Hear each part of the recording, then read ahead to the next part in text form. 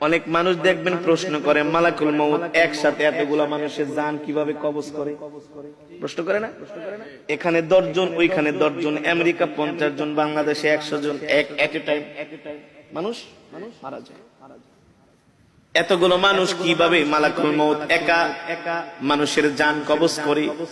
মালাকুল মউত আল্লাহর নবীকে বলতেছেন, ওগো নবীজি, একটা মানুষের হায়াতের জিন্দেগি যখন শেষ হয়ে যায়,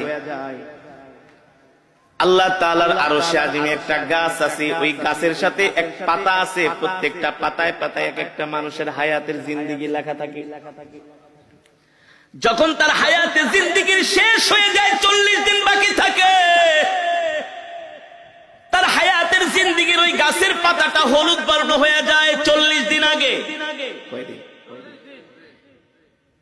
ওই বান্দাকে যে ফেরেশতার মাধ্যমে রিজিক দেওয়া হয়, ওই রিজিকওয়ালা ফেরেশতা 40 দিন আগে আয়েশা বইলা যায়, আল্লাহ তোমাকে 40 বছরের 50 বছরের জিন্দেগি দিয়া দুনিয়াতে পাঠাইছে, তোমার জন্য আল্লাহ যতটুকু রিজিক নির্ধারণ করছে, তোমার রিজিক খাওয়া শেষ, আর মাত্র 40 দিনের রিজিক বাকি আছে। কয়দিন? আবার যখন এইভাবে করে 1 দিন 2 দিন 3 দিন যেতে থাকে, প্রত্যেকদিন ফেরেশতা আয়েশা তার মাথার সামনে বৈশা বলে, শোনো শোনো, তোমার বাকি আছে আর 38 দিন, 37 দিন, 36 দিন। দেখেন আমার সাথে আপনাদের কথাগুলো মিলে কিনা? যখন একটা মানুষ ইন্তেকাল করবে, তার 40 দিন আগেই দেখবেন তার কথাবার্তা সবকিছু একটা পরিবর্তন চলে আসে, খাওয়া দাওয়ায় পরিবর্তন চলে আসে, খেতে পারে না। যেই মানুষ আধা কেজি চাউলের ভাত খায়, 1 কেজি চাউলের ভাত খায়, আধা কেজি গরুর গোশত, 1 কেজি গরুর গোশত খেয়ে ফেলে, ওই মানুষ দেখবেন 1 মুঠা ভাতও খেতে পারে না। তার সামনে খাবার দিলে আর খাবার ভালো লাগে না। যেই মানুষ 1-2 গ্লাস দুধ খেয়ে ফেলতো, সেই মানুষকে চামিচ দিয়ে দুধ খাওয়ানো হয়। যেই মানুষ 1-2 হালি কমলা খেয়ে ফেলতো, তাকে একটা কমলার খোসা মুখে নিয়ে একটু রস খাওয়ানো হয়। কারণ কি রে ভাই? কারণ কি? আল্লাহ নবী বলেন, আল্লাহ তাআলা তার জন্য যতটুকু রিজিক নির্ধারণ করেছিলেন, তার রিজিক শেষ, বাজেটে আর তার রিজিক নাই।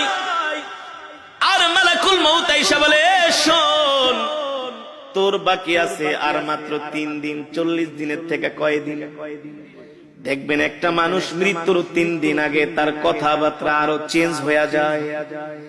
আত্মীয় স্বজনকে দেখলেই তাকায় থাকে, এক পলকে তাকায় থাকে, দোকানের দিকে যে তাকায় থাকে, বাড়ির দিকে যায় তাকায় থাকে, সম্পদের দিকে যায় তাকায় থাকে। কারণ আস্তে আস্তে পৃথিবী তাকে ছেড়ে দিতেছে। আল্লাহ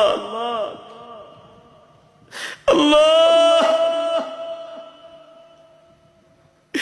মালাকুল মউত আয়েশা বলে, তুই এখনো কি তওবা করস নাই? তোর মাত্র আর 3 দিন বাকি আছে। এই 3 দিনের বেশি আর দুনিয়াতে থাকতে পারবি না। তুই তোর গুনার জন্য আল্লাহর কাছে ক্ষমা চা। তখনই দেখবেন ওই মৃত ব্যক্তি যে ইন্তেকাল করবে, 3 দিন আগে তার সন্তানদেরকে ডাকে, কথার মধ্যে একটা পরিবর্তন, আবেগী কথাবার্তা বলে, বাবা রে, আমি যদি চলে যাই, তোর মাকে দেখা রাখিস, তোর ছোট বোনটারে দেখা রাখিস। আমি যদি মারা যাই, আমার ছোট ছেলেটারে তোরা কষ্ট দিস না। বলে কি বলে না? আস্তে আস্তে করে একটা পরিবর্তন চলে আসে, তার একেবারে খাওয়া দাওয়া বন্ধ হয়ে যায়। শরীরের নার্ভ গুলো, শরীরের পার্টস গুলো আর আগের মতো কাজ করে না।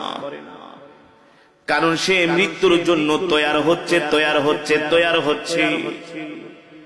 যখন তার হায়াতের জিন্দেগির পাতাটা একেবারে হলুদ বর্ণ হয়ে যায়, আর মালাকুল মউত আয়েশা তার সামনে হাজির হয়ে যায়। যদি নেককার হয়, স্ত্রীকে বলে, আমাকে কালেমা শরীফের তালকিন দাও। যে নেককার হবে, মুমিন হবে, আল্লাহর নবী বলেন নেককার মুমিন মৃত্যুর আগে সে জানতে পারে। এই কারণে সন্তানদেরকে বলে ওই জায়গায় আমাকে কবর দিবা, ওই জায়গাটার মধ্যে আমার জন্য কবর খুঁজা রাখবা। আর শোনো শোনো, আমার মৃত্যুর পরে বেশি দেরি করবা না, তাড়াতাড়ি আমাকে কবরে ঢুকাই দিবা। আমার মৃত্যুর পরে আমার জন্য কান্না করবা না, কান্না করবা না। যদি আমি সন্ধ্যায় মারা যাই, এশারের আগে আমাকে কবর দিয়া দিবা। এভাবে নসিহত করে, নসিহত ওসিয়ত করে। কারণ কি? কারণ কি?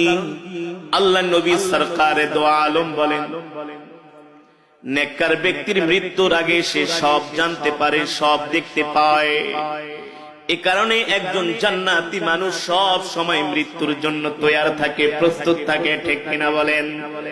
কেমন তৈয়ার, কেমন প্রস্তুত? তার নখগুলো কাইটা রাখে, তার চুলগুলো কাইটা রাখে, তার লোম গুলো কাইটা রাখে, ওযু অবস্থায় থাকে। যে কোনো সময় মালাকুল মউত তাকে পাকড়াও করতে পারে। ঠিক কিনা বলেন? আল্লাহর নবী সরকার দো আলমের ইন্তেকালের আগে আল্লাহর নবী আম্মা জান আয়েশাকে বলে, আয়েশা রে আমার মিসওয়াকটা দাও। আম্মা জান আয়েশা বলে, আমি আল্লাহর নবীর হাতে মিসওয়াক দিলাম। আল্লাহর নবী সুন্দর করে মিসওয়াক করতেছেন। মিসওয়াক করার পরে উত্তম রূপে আল্লাহর নবী ওযু করলেন। আমি জিজ্ঞেস করলাম, ও প্রাণের স্বামী আল্লাহর নবী, আপনি এত সুন্দর করে মিসওয়াক করতেছেন, ওযু করতেছেন, কারণ কি? আল্লাহর নবী বলে, এ আয়েশা, একটু পরে আমার জান কবজ করার জন্য মালাকুল মউত আমার বাড়িতে হাজির হবে।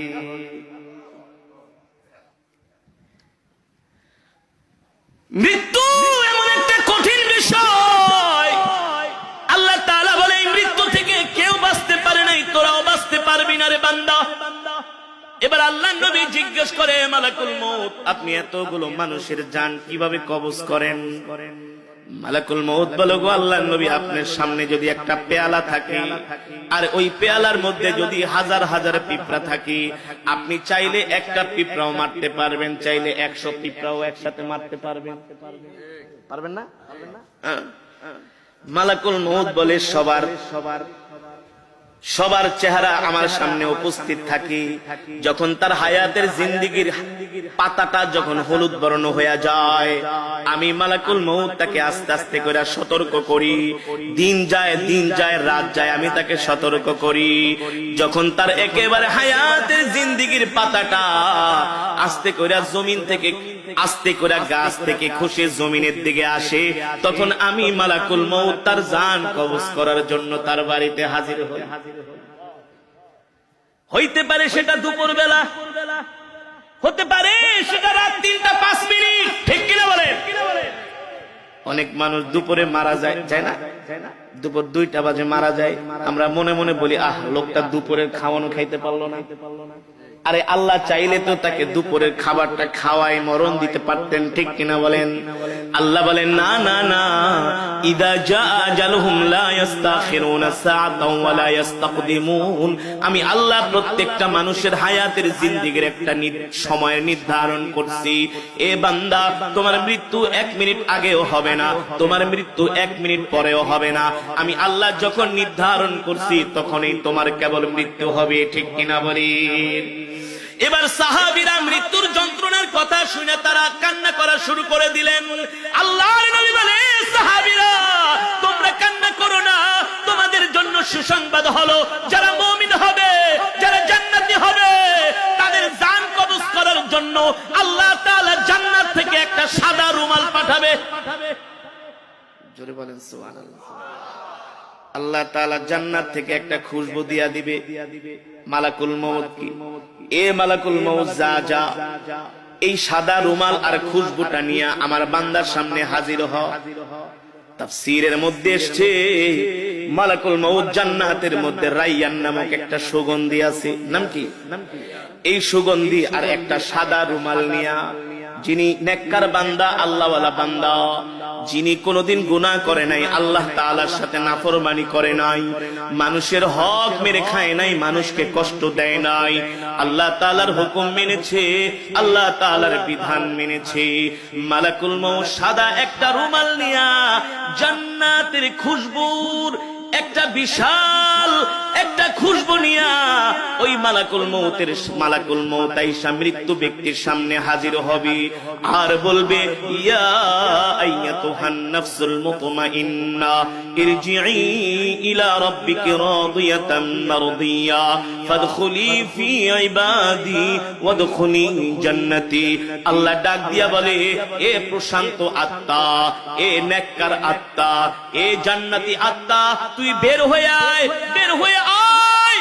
আল্লাহর নবী বলেন, ওই সময় একজন নেককার বান্দার সামনে আল্লাহ তাআলা জান্নাতের দরজাটা খুলে দেন। সুবহানাল্লাহ। ছোট বাচ্চাদেরকে ইনজেকশন দেওয়ার সময় কান্না করে, ওদের সামনে একটা খেলনা ধরেন, কি কার্টুন দেখান, ওদেরকে হাসি দিয়া ওদেরকে মন ভালো করার চেষ্টা করেন। বলেন যে একটু পরেই তোমাকে একটা আইসক্রিম কিনা দিব, একটা চকলেট কিনা দিব, এই যে দেখো তোমার জন্য কত সুন্দর একটা খেলনা কিনছি। এই কথা বলার সাথে সাথে তার শরীরে ইনজেকশনটা ঢুকায় দিবেন, দেখবে সে তত ব্যথাও পাবে না, চিৎকারও করবে না। যারা নেককার বান্দা হবে, আল্লাহ তাআলা সাদা রুমালের মধ্যে মালাকুল মউতকে বলবে, জান্নাতের খুশবু লাগায় দাও, আর খুশবু লাগায় দিয়ে আমার বান্দার নাকের সামনে রুমালটা ধরো, আর জান্নাতের দরজাটা খুলে দাও। এবার নেককার বান্দা দেখবে আল্লাহ তাআলা তার জন্য এত সুন্দর জান্নাত বানাইছি, যেই জান্নাতের মধ্যে হুর গেলমান তার জন্য অপেক্ষা করতেছে। 10 দুনিয়ার সমান একটা জান্নাত, জান্নাতের বাগ বাগিচা, কার্পেট, গাছপালা, জান্নাতের নিয়ামত, আসবাবপত্রগুলো দেখে হাসতে থাকবে। সুবহানাল্লাহ। কারণ রূহ যাইতে দেরি, জান্নাতে যাইতে দেরি নাই। তো এই মৃত্যুর সময় কেউ কি কান্না করে নাকি? কেউ কি হতাশ হয় নাকি?